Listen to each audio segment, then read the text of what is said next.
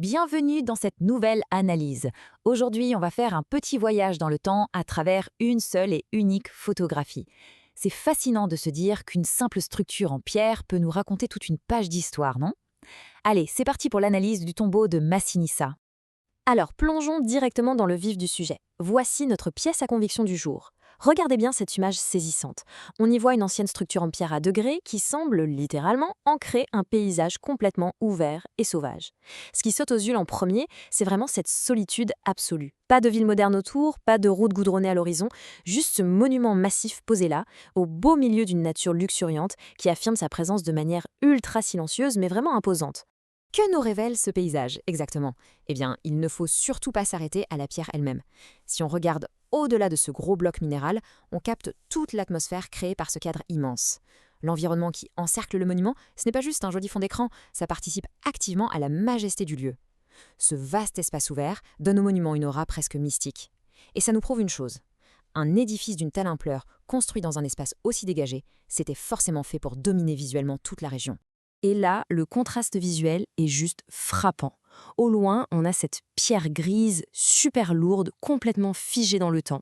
Et juste devant, au premier plan, c'est l'explosion de vie. On voit ces herbes au ton vert et jaune qui ont l'air de danser avec le vent. Rajoutez à ça le ciel nuageux et dramatique au-dessus, et ça donne une ambiance presque mélancolique à toute la scène. C'est vraiment le contraste parfait entre la permanence un peu froide de l'architecture mortuaire et le cycle éternel de la nature vivante qui l'entoure. L'architecture en gradin. Évidemment, cette forme n'est pas due au hasard, il y a une intention très claire derrière. C'est le moment d'enfiler notre casquette d'archéologue et de décortiquer un peu comment c'est construit. Si on détaille l'architecture, on repère tout de suite plusieurs éléments hyper intéressants. Déjà, il y a cette base géométrique à plusieurs niveaux qui crée une sorte d'effet d'escalier géant. Et les blocs de pierre rectangulaires, ils sont massifs, taillés avec une précision qui défie littéralement les siècles. Plus on monte, plus la structure s'affine pour former une pyramide tronquée. C'est une conception ultra intelligente qui donne au monument une assise au sol extrêmement lourde et solide. En gros, c'était conçu pour résister à tout, et surtout pour en marquer le territoire de façon indélébile. Mais attention, si on regarde tout en haut, on remarque que le sommet est brisé. Il est irrégulier, profondément érodé par les intempéries. Forcément, ça donne envie de se demander quelle taille ça faisait à l'origine, avant que les siècles ne fassent leur travail de sape sur les couches supérieures. Ces ruines au sommet, ce sont un peu les cicatrices du temps. Ça nous rappelle que même la pierre la plus massive finit par céder face à la nature, même si la base, elle, reste complètement inébranlable. L'empreinte de Massinissa. Maintenant qu'on a bien observé la pierre, intéressons-nous à l'identité de ces ruines pour comprendre comment on passe d'une simple observation visuelle à une véritable reconnaissance historique.